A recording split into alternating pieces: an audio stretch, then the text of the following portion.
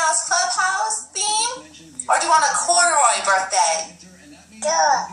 Corduroy? Yeah? Do you love Corduroy?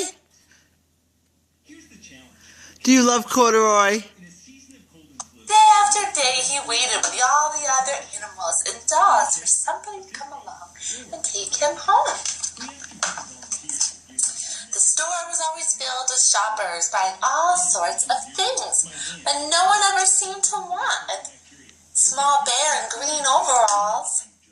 Then one morning a little girl stopped and looked straight into Corduroy's eyes.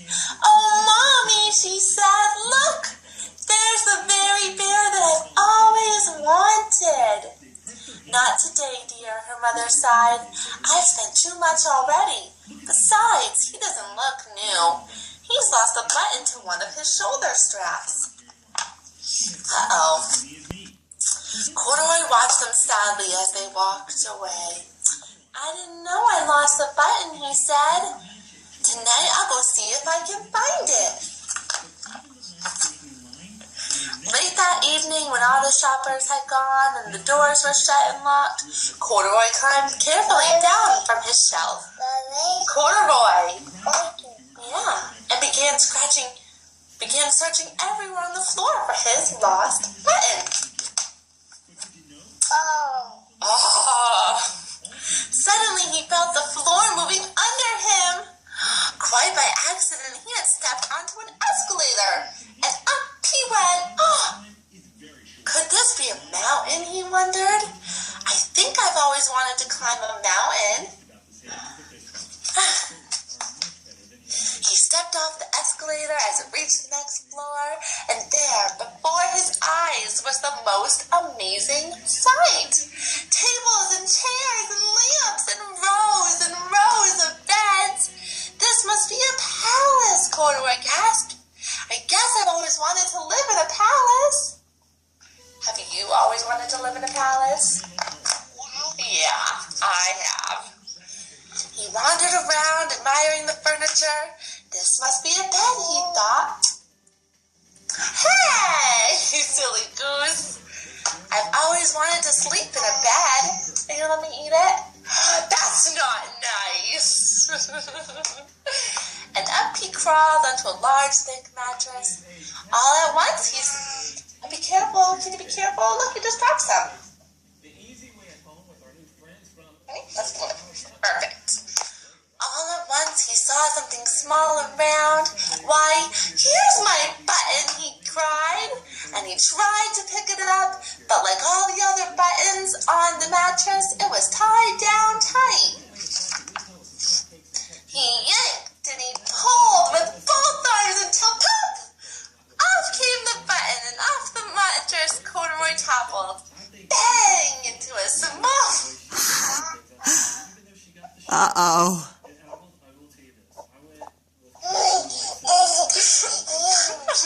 Into a tall floor lamp and over it with a crash. Corduroy didn't know it, but there was someone else awake in the store. The night watchman was going his rounds on the floor above. When he heard the crash, he came dashing down the escalator. "Now, who in the world did that?" he exclaimed. "Somebody must be hiding around here." Who's that? He flashed his light under and over sofas and beds until he came to the biggest bed of all. There he saw two fuzzy brown ears sticking up from under the covers. "Hello," he said. "How did you get upstairs?" The watchman tucked Corduroy under his arm and carried him down the escalator and set him on the shelf in the toy department with the other animals and dolls.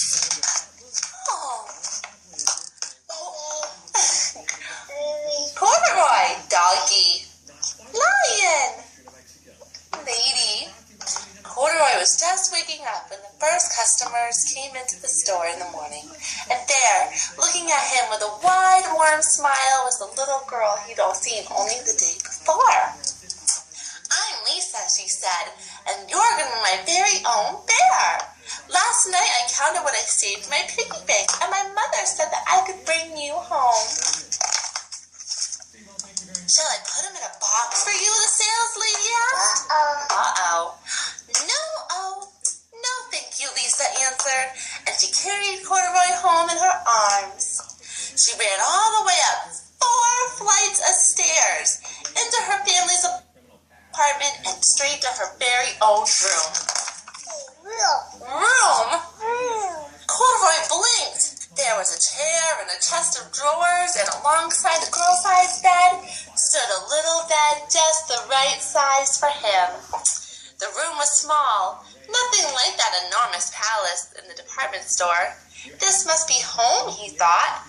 I know I've always wanted a home. Lisa sat down with Corduroy on her lap and began to sew a button on his overalls. I like you just the way you are, she said, but you'll be more comfortable with your shoulder strapped back.